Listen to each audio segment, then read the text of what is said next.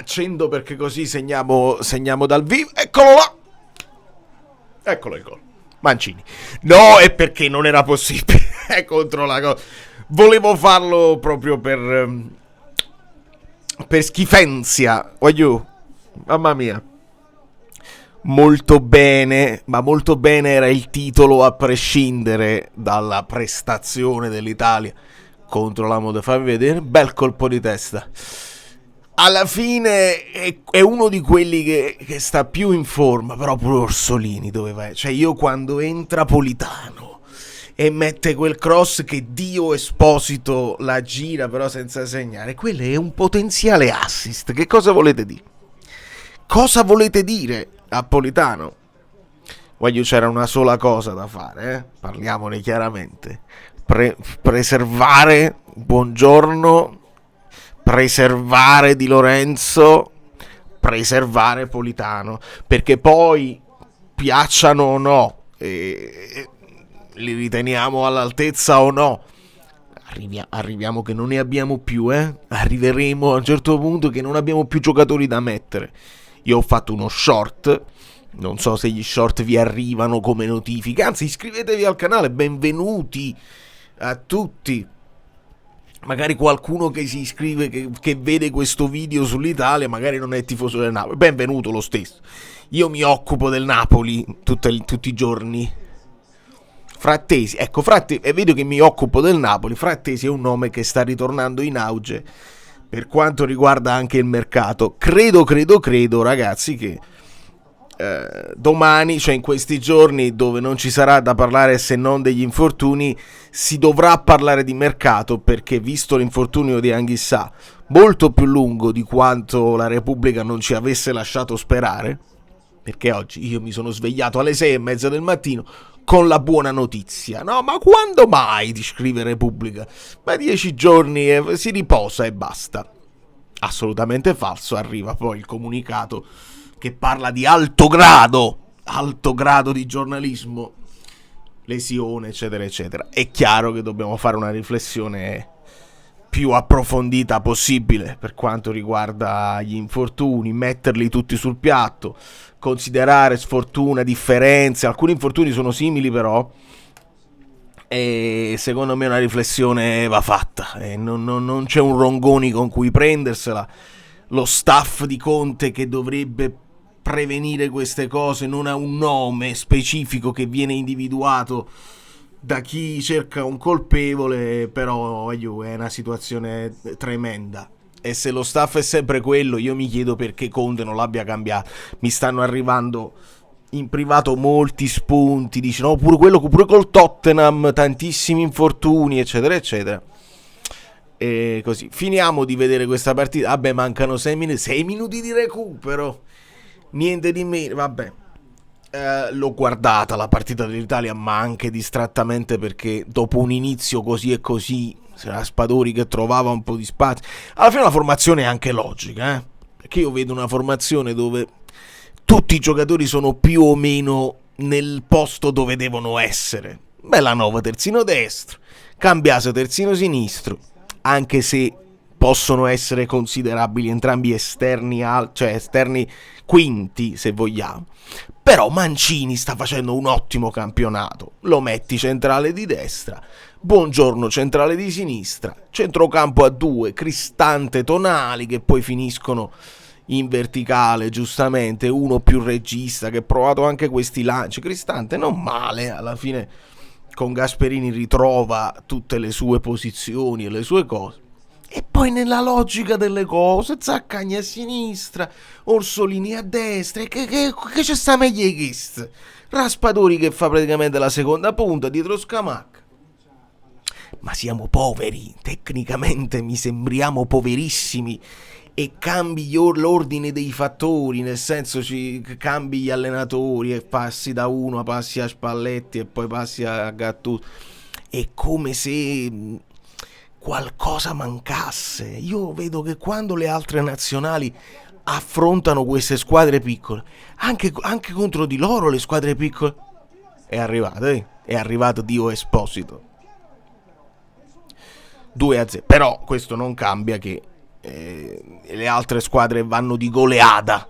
Io leggevo un articolo, dice l'Italia per passare il turno, se vince deve vincere 10-0 qua e poi vincere 8-0 con la Norvegia, eccetera, eccetera. Con la Norvegia brace yourself, nel senso che potrebbe succedere veramente una brutta roba. Oppure senza il pensiero magari affronti una squadra di alto rango con un piglio diverso e magari può uscire pure una bella partita. Assist di Politano? Perché nel frattempo vedo il gruppo Telegram sul computer di là. Assist di Politano per Dio Esposito. Chi mi scrive? Pasquale. Si profila la quinta vittoria. Bravo. Solo 2 CT. Vabbè. Comunque molto bene, perché non ci siamo infortunati, perché poi alla fine l'Italia questo è il materiale umano, voglio. E ripeto, apri la scatola e vedi se il gatto è morto o è vivo, perché sono tutti giocatori Orsolini e il nostro capocannoniere nel campionato. E Tonali è un grandissimo centrocampista e gli altri sono giocatori che bene o male te la possono risolvere la partita con una giocata. Ad un CT noi non chiediamo e non si può mai chiedere nessun tipo di gioco spumeggiante, di grandi idee. Bisogna trovare il modo di attaccare con qualche... Guarda Politano come corre! Ma non che non corresse con noi, però vedi, Bellanova, che invece non è che abbia convinto più di tanto. Mo stanno mettendo tutti i cross buoni, come se si sbloccasse all'interno del muscolo qualcosa a un certo punto. E vabbè, vedi? No, non potete sapere quello che sta succedendo nel gruppo Tele. Comunque sia, per chiuderla, perché io vi avevo promesso un video anche breve, giusto per rimanere in contatto. Oggi Elmas non ha giocato, qualcuno si è divertito a fare lo scherzo, problemi muscolari per Elmas? No, era in panchina, è entrato verso il 60°, quindi si è fatto una mezz'oretta e non dovrebbero esserci problemi. Noi ci teniamo in contatto, come voi immediatamente mi scrivete qualsiasi cosa succede, io sono il primo a stare là, non si dorme finché i ragazzi non tornano tutti a casa, il che manco significa che siamo tranquilli quando tornano a casa, perché la riflessione sugli infortuni va fatta, e va fatta approfondita, e non c'è credibilità di Conte che tenga. Io mi sono divertito a leggere la differenza di trattamento dall'epoca di Garcia a questa qua di Conte. La differenza c'è stata, ma ad oggi la credibilità, e questo viene anche dal racconto nazionale che ha piacere a smontare pezzo pezzo Conte, la credibilità è cambiata perché ovviamente mettendoci di mezzo il doppio impegno, e Conte non ha un buono storico con il doppio impegno, di conseguenza può essere sfortuna, può essere la preparazione sbagliata, perché poi Lukaku lo perdi all'inizio della stagione, quindi non era un sovraccarico di partite giocate, poteva essere un sovraccarico di allenamento, e che ne possiamo sapere. E quell'altro magari De Bruyne sì, qualcuna l'aveva saltato, o meglio era stato gestito con qualche sostituzione, qualcuna l'aveva saltata per una questione anche di tattica, eccetera eccetera, le polemiche ricordiamo che volevano montare su De Bruyne e l'abbiamo perso. Però De Bruyne è uno di quelli che con la sua età, secondo me bisogna riflettere anche sul fatto che l'età aumenta